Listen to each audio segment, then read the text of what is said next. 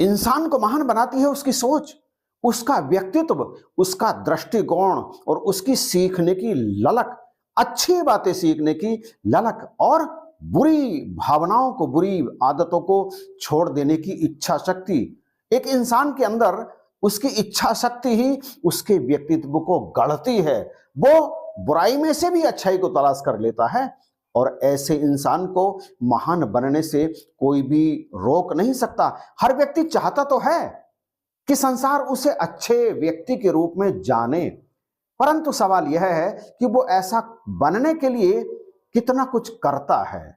क्या कुछ वो सीखने का प्रयास करता है, या वो बुराई में बुराई को ही तलाश करता है, या फिर वो बुराई में से भी अच्छाई को तलाश कर लेता है। जिनके अंदर ये कला होती है ना, जो गलत में से भी अच्छा तलाश कर लेते हैं, ऐसे व्यक्ति निश्चित रूप से एक दिन महान जरूर बनते हैं। कोई भी व्यक्ति जन्म से महान नहीं होता, महान बनाते हैं उसे उसके संस्कार, उसके सोचने का नजरिया, उसका दृष्टिकोण। स्वामी विवेकानंद जी को कौन नहीं जानता। ये भारत के आध्यात्मिक जगत में एक बुलंद, एक चमकता हुआ सितारा हैं। ऐसा सितारा जो सदा यूं ही दमकता रहेगा।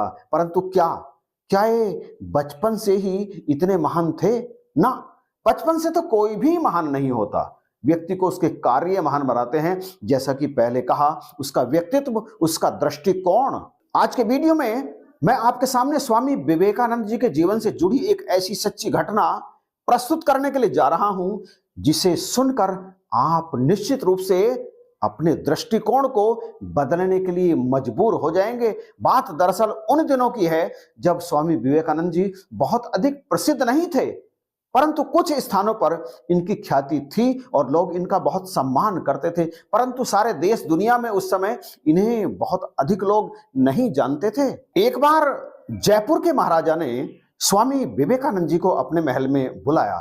दरअसल वे इनका बहुत सम्मान करते थे और इनका बड़ा सत्कार करना चाहते थे, इसलिए उन्होंने इन्हें अपने महल में आमंत्रित किया। स्वामी जी उनके अनुरोध को ठुकरा ना सके और उनके महल में पहुंच गए। और उस समय ऐसी परंपरा थी कि अपने अतिथि का सत्कार करने के लिए उस समय के राजे महाराजे नाच गाने का प्रबंध करते थे। और इधर स्वामी जी महल में पहुंचे, उससे पहले ही राजा ने उनके स्वागत सत्कार के लिए भारत की सबसे महंगी और खूबसूरत वेश्या को अपने यहां पर बुलाया।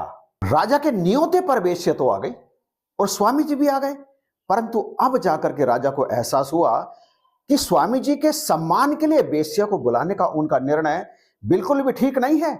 उन्होंने गलत निर्णय लिया है। कहां इतने बड़े महापुरुष स्वामी जी और कहां एक अदना सी वेश्या।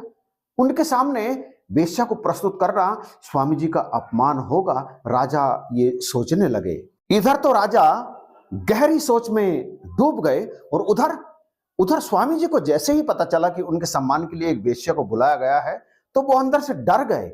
ये बात स्वामी जी ने स्वयं लिखी है कि वे डर गए कि कहीं एक खूबसूरत वेश्या को देखकर उनके अंदर की वासना शक्ति जाग ना जाए। दरअसल ये स्वामी जी के जीवन का वो समय था जब वे अभी पूरी तरह से आध्यात्म में पारंगत नहीं हुए थे, अभी वे अंदर से मजबूत नहीं हुए थे, अभी वे केवल और केवल सीखने की प्रक्रिया से गुजर रहे थे। और जब उन्हें पता चला और उनके अंदर डर जागा, तो उन्होंने अपने आप को एक कमरे में बंद कर लिया। जब राजा जी को इस बात का पता चला कि स्वामी जी ने अपने आप को एक कमरे में बंद कर लिया, तो वे उस कमरे के दरवाजे पर पहुंचे और उसे जैसे ही धक्का देने की कोशिश की, उन्होंने दरवाजा नहीं खुला, दरवाजा अंदर से बंद था। अब राजा जी ने घबराकर दरवाजे के बाहर से ही स्वामी जी से कहा, स्वामी जी मुझे माफ कीजिएगा, दरअसल हमारे यहाँ ऐसा ही होता है, राजाओं के यहाँ ऐसे ही होता है, अपने अतिथियों का इसी तरह से स्वागत किया जाता है, परंतु मैं ये भूल गया था कि आप तो सन्यासी हैं, आपके लिए स्वागत की ये व्यवस्था बिल्कुल गलत है। मैं आपसे माफी चाहता हूं, मुझे माफ कर दीजिएगा, आप दरवाजा तो खोलिए। परंतु स्वामी जी ने दरवाजा नहीं खोला।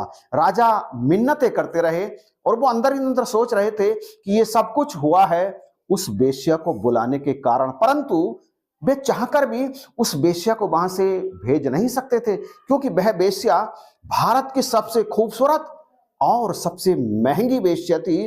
उसे इस तरह से वहां से भेजना उसका अपमान होता, और राजा ऐसा करने की सोच भी नहीं पा रहे थे। और अब समस्या बड़ी विकट थी, ना स्वामी जी को बाहर निकालना संभव हो पा रहा था और ना ही वे वेश्या को जाने का आदेश कर सकते थे। बड़ी विकट समस्या उत्पन्न हो गई थी। यह बात सारे महल में फैल गई कि स्वामी जी ने अपने आप को एक कमरे में बंद कर लिया है और वेश्या के सामने आने से बिल्कुल साफ इनकार कर दिया है। धीरे धीरे ये बात जब वेश्या के कानों तक पहुंची तो वो बड़ी निराश हो गई। दरअसल वो स्वयं भी स्वामी जी की बहुत बड़ी प्रशंसक थी और यहाँ आने के पीछे उसके दूसरे कारण से अलग एक कारण ये और था कि वो स्वामी जी का दर्शन करना चाहती थी। परंतु जब उसे पता चला कि स्वामी जी ने उससे मिलने से, उसके सामने आने से बिल्कुल इनकार कर दिया है और अपने आप को एक कमरे में बंद कर लिया है, तो उसके चेहरे पर घोर निराशा आ गई। वो सोच रही थी कि कहाँ मैं नीच, मेरा काम नीच, और कहाँ स्वामी जी जिनका उज्जवल चरित्र और जिनकी भक्ति बहुत बुलंद है, कैसे कैसे उनके दर्शन हो पाएंगे। और फिर अचानक उसे एक तरकीब सूझी। वो सोच रही थी कि मैं नीच हूं, मेरा कर्म नीच है, मेरा शरीर दूषित है, परंतु वो उज्जवल हैं, बिल्कुल धवल हैं, मेरा और उनका तो कोई सामना ही नहीं है। और फिर उसने एक गीत गाना शुरू कर दिया, सूरदास जी का गीत। गीत के भाव कुछ इस तरह से थे, मैं जानती हूं कि मैं नीच हूं, आपके लायक नहीं हूं, परंतु आप तो दया के सागर हैं, आप तो थोड़ी सी दया दिखा सकते हैं।